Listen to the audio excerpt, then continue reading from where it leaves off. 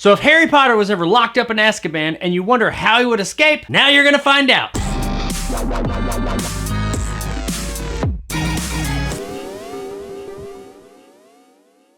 Escape from Pretoria is the true story about two political prisoners who escaped from the South African prison in the 1980s. We follow Tim Jenkin and Stephen Lee, played by Daniel Radcliffe and Daniel Webber. They are arrested and put into prison for producing and distributing pamphlets going against South Africa's apartheid in 1979. But not content with spending years in prison for standing up for what they believe in, they decide that they are gonna break out. And that is more or less what this movie's about: the planning and attempted escape from this prison. Overall, this movie's not really anything new to the prison escape genre. It does have one hook. The whole thing about how they did open the doors and everything in real life was that they made wooden keys. And that does play a big part in this movie, and it is the most interesting part of the story. The ways that they make and hide these keys and end up eventually using them, and all the trial and error to get the keys just right to open the doors throughout the prison is really interesting. And using wooden keys on iron doors and the whole trying to keep them hidden from the guards throughout the movie does present some really tense moments throughout. Everybody here does a really good job with what they're given as well. There's no one performance that's just absolutely great, but none of them are bad either. They're all just really good. Radcliffe, who is the biggest draw to the movie overall, does a really good job as Jenkins. It's not his greatest performance, but it's far from his worst. Overall, it's pretty good and solid. My biggest problem with the characters in this movie is that you don't really know them. I mean, you know the basics, but you don't really know much more than that. You know that they want to get out of prison, but that's kind of a given to pretty much anybody who's in prison. You don't really know the characters, and it does kind of affect your investment in the story. And because of that, while yes, you're invested, I guess, to a degree in these people escaping this place, just because it's an escape movie, you're invested in them escaping this prison from the get-go. None of it really carries that emotional weight that you get from these kind of movies typically. Yeah, you want them to get out, but that's just because it's the goal of the movie. You want that from the title screen. But beyond that, you don't really have much more of an investment in anything. The story is kind of a mixed bag. The parts about the escape, and especially the stuff about the keys and how they make them and the ways that they use them and all the things that they have to overcome and the obstacles they're faced with, is pretty interesting and intriguing when that stuff's going on. But everything else just kind of falls flat. A lot of the times in these prison movies, all the side characters or the stuff that's going on in the background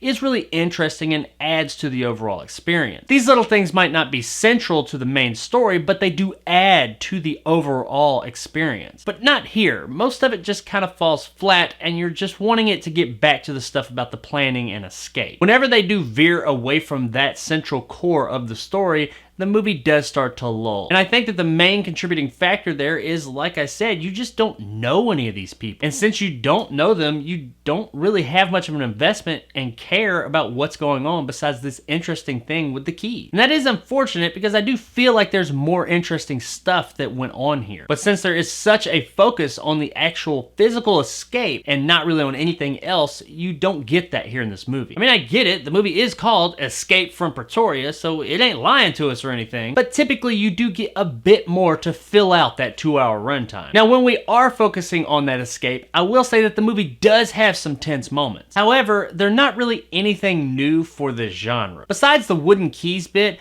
pretty much everything here we've seen in other prison escape movies. That's not to say that there's no entertainment to be had here. When the movie is focusing on the escape, it is very entertaining and a good time. But just be prepared, like I said, there's not really anything new here. You're not really gonna be surprised. You've seen most of this before. Escape from Pretoria does, at its core, have an interesting story and premise. It has some very solid acting and some really tense, entertaining moments. Unfortunately, some of the other parts of the movie are kind of dull and generic and do drag the overall thing down a bit. I still had a fairly entertaining time with it, and while I don't think it's worth rushing out and seeing right away, it is totally worth checking out on streaming. If prison escape movies are your thing and you like a little bit of history, check this one out one night and go in knowing what it is you're gonna see, and I think you'll have a good time. So there it is, guys, my review of Escape from Pretoria. If you enjoyed and want more content like this, hit that subscribe button and help my little channel grow. If you liked what I had to say, give me a like. If not, let me know in the comments below why. And as always,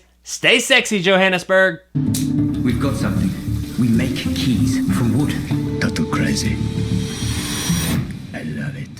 As crazy as it seems that people got put away for producing and distributing pamphlets back then, that actually happened. And it wasn't like one isolated case. This type of thing happened a lot in a lot of different countries. If that was how it was here in America, then like 75% of the fucking population would be in jail right now. I mean, it gets you to thinking, maybe it's not so bad here.